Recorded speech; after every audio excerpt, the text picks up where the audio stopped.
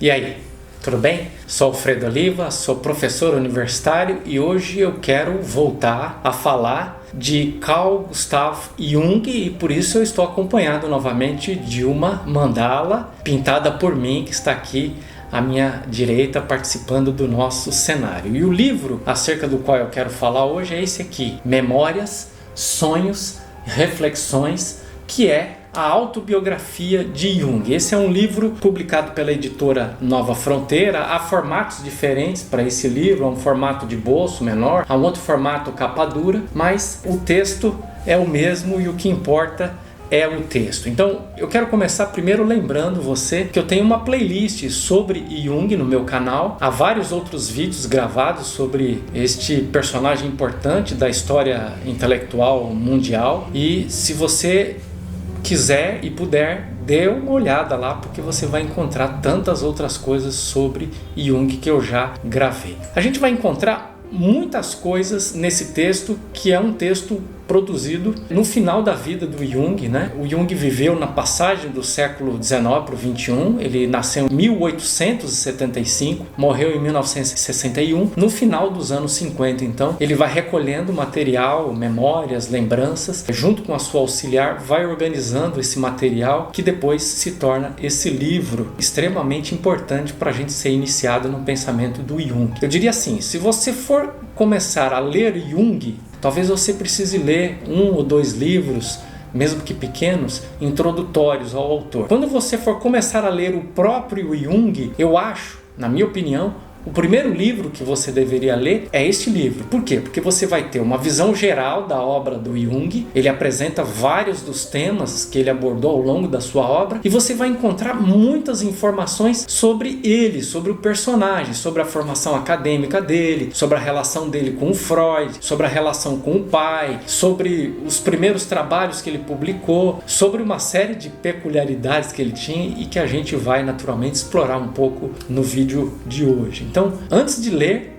os textos técnicos, antes de ler os textos acadêmicos, leia a autobiografia de Jung. É dos textos mais acessíveis do Jung, dos mais instigantes e, para minha história pessoal, esse livro teve um impacto muito grande e eu reputo esse livro como um dos melhores que eu já li na minha vida e eu estou exercitando a leitura já faz várias décadas e eu já estou começando a ficar velho, eu já não fico tão impressionado assim com o livro, mas esse livro eu não li faz tanto tempo assim, né? Faz 10 anos que eu leio o Jung e eu fiquei muito impressionado. Eu já li 2 vezes do princípio ao fim e constantemente eu volto para ver as anotações que fiz, os trechos que destaquei e esse livro é de fato proporciona para quem lê ele uma experiência fantástica, porque eu vou lendo e vou espelhando, vou vendo o que o Jung está falando sobre si, sobre a psique e vou fazendo uma introspecção e analisando também o que está acontecendo no meu interior, o que acontece, o que aconteceu e o que está acontecendo neste momento. O texto fala um pouco da formação acadêmica do Jung, né? Nós sabemos que o Jung teve como primeira formação a medicina, depois ele foi se especializar, foi fazer residência no campo da psiquiatria, porque era exatamente o campo da psiquiatria o que mais se aproximava das humanidades e o que mais se aproximava do ser humano, da espiritualidade humana, não no sentido religioso. Mas ele começou a ler os escritos de Freud, começou a se interessar muito pela psique humana, já na sua atividade como psiquiatra, mas depois ele praticamente parou para se dedicar à atividade como terapeuta. Ele foi um grande terapeuta, pessoas do mundo inteiro iam para a Suíça para se consultar, para conversar com ele, para fazer terapia com ele, para ser orientado por ele. Ele foi um intelectual muito importante, foi professor também na Suíça, se dedicou ao magistério, mas provavelmente a atividade na qual ele foi mais bem sucedido foi como escritor. Você provavelmente está vendo aqui ao fundo a obra completa de Carl Gustav Jung, são algumas dezenas de livros, fora os seminários e essa autobiografia que foram compilados e que foram produzidos posteriormente à morte dele, né? Então o Jung de fato deixou um legado muito importante, muito denso, não só de textos escritos, mas também de obras de arte, de desenhos, de esculturas e coisas do tipo. Um ser humano muito rico, muito complexo e um intelectual muito importante. Você vai encontrar também nessa autobiografia um relato do ponto de vista do Jung, claro, sobre a sua relação com o Freud. E ele reclama do Freud porque ele inicialmente, ele é um pouquinho mais novo que o Freud, e ele inicialmente fica deslumbrado com o Freud e começa a projetar no Freud a figura do pai, e o Freud também projeta nele a figura de um filho. Só que ele vai atingindo um estado de maturidade intelectual, vai atingindo um estado de conhecimento da prática, da psicoterapia, um conhecimento da técnica especificamente, da psicanálise, e ele começa a desenvolver ideias próprias, e ele vê pouca abertura no Freud para acolher essas ideias que ele estava produzindo. Então ele começa a entrar em choque com o Freud e chega um momento que ele rompe, e aí ele faz esse relato, né? E ele basicamente diz que o Freud, primeiro, queria um discípulo subserviente, coisa que ele não podia ser. Segundo, o Freud tinha uma tendência a supervalorizar o papel atribuído à sexualidade, papel que o Jung não estava disposto a reconhecer. E também o Freud tinha uma visão bastante hostil em relação à religião, coisa que o Jung não partilhava. Pelo contrário, a gente vai ver que toda a obra do Jung dá um destaque muito importante para o papel da religião na vida psíquica, e esse é um diferencial muito importante, né? Aquilo que Freud acreditava ser uma fonte de produção de neurose, para o Jung era exatamente uma fonte de cura. Então ele rompe com Freud, num episódio simbólico em que eles tinham o hábito de, quando se encontravam, até viajavam juntos, de ficar conversando e narrando sonhos um para o outro, e interpretavam o sonho um do outro, exercitando, né, a técnica, né, um dos elementos da técnica da psicanálise, a análise dos sonhos. E um dia o Freud teve um sonho muito estranho e narrou para o Jung, e o Jung não conseguia interpretar porque faltavam dados sobre a vida do Freud, e quando ele disse para o Freud se ele pudesse dar mais informações sobre a sua vida pessoal, ele poderia fazer uma interpretação do sonho, o Freud disse que não, que ele não aceitava isso, que isso ia colocar a autoridade dele em xeque, e isso foi como que o rito que marcou o rompimento do Jung com o Freud, porque o Jung achou que colocar a autoridade acima da amizade, acima da relação que eles mantinham, né, de fidelidade um ao outro, não era algo cabível. Outro tema bastante importante nessa autobiografia é a relação do Jung com o pai, porque o pai dele era um pastor protestante e ele desenvolve um espírito muito crítico em relação ao pai. Embora ele amasse o pai, expressasse afetividade, ele achava que o pai tinha uma relação muito fria com a religião. Ele achava que o pai tinha uma relação estritamente formal com a religião, e ele inclusive duvidava da experiência que o pai tinha em relação a Deus. Ele conta uma história muito interessante, porque o pai foi o responsável pela educação religiosa inicial, né, dele, do Jung. E ele diz que eles tinham um livro com as doutrinas fundamentais que servia de guia para esse ensino, para essa catequese, né, do menino ainda, Jung, menino, né, muito jovem. E ele estava muito ansioso para o dia que chegasse na lição sobre a doutrina da Trindade, porque ele era fascinado por esse assunto, ele tinha muita curiosidade, ele queria entender o assunto, e diz que esperou ansiosamente até o dia que chegasse no debate com o pai sobre a doutrina da Trindade, e o pai simplesmente disse: agora nós vamos pular essa lição sobre a doutrina da Trindade, porque disso eu não entendo muito bem, esse é um tema muito complexo, e pulou,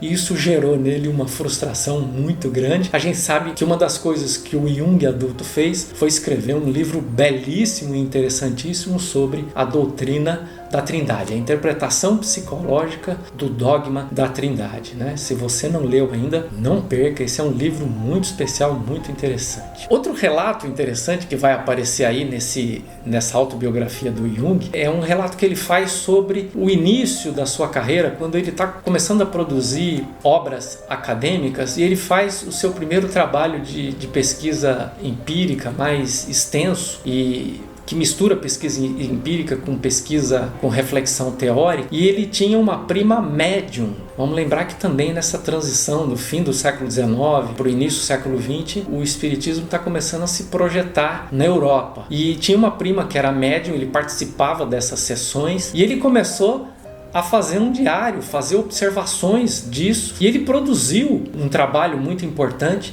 sobre essa experiência. Ele naturalmente foi discreto, não colocou o nome da prima, mas todos os familiares sabiam que só existia uma prima que era médium, e parece que as pessoas não gostaram nem um pouco que a experiência da prima tivesse sido exposta através de um trabalho acadêmico. Outra coisa que eu gosto muito nessa autobiografia é o debate e as experiências que ele conta ao longo do texto sobre o que ele mesmo passou a chamar de sincronicidade. O que é a sincronicidade? Quando dois fenômenos que não têm relação causal um sobre o outro convergem, eles entram em sintonia e isso produz algo significativo. Então há vários relatos interessantes. Eu me lembro, por exemplo, da primeira vez que o Jung foi visitar o Freud. Então chega lá o rapaz ainda, né, iniciando na carreira acadêmica, deslumbrado com o gênio do Freud. Diz que eles conversaram durante muito tempo, e numa dessas conversas ele diz, o Freud duvidando da importância da religião, duvidando dos fenômenos sobrenaturais, diz que os dois estavam conversando e uma mesa de madeira grossíssima de uma das salas do Freud fez um estalo enorme e partiu do meio ao meio. Diz que o Jung olhou para o Freud e disse assim: olha, você não acha isso estranho? O Freud disse: não, isso é só uma coincidência. Ele falou: então, para você ter certeza que não é apenas uma coincidência, isso vai voltar a acontecer daqui a pouco. E de fato aconteceu, deu um outro estalo, mas isso que o Freud permaneceu irredutível. Isso é muito interessante. Uma outra experiência que o Jung conta de sincronicidade, talvez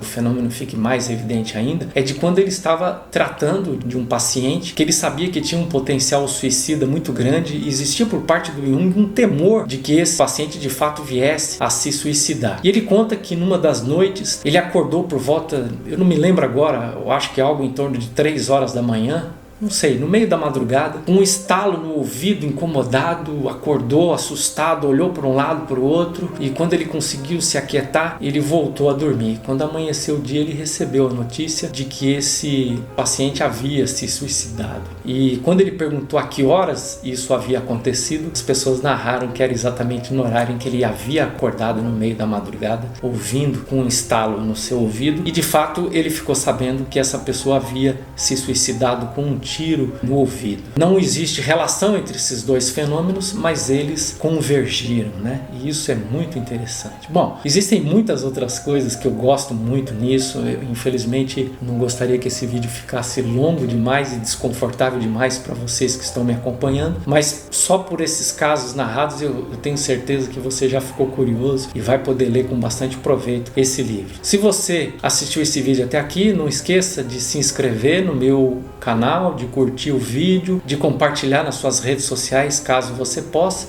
e também de deixar suas impressões e sugerir temas para os próximos vídeos, tá bom? Um abraço e até lá!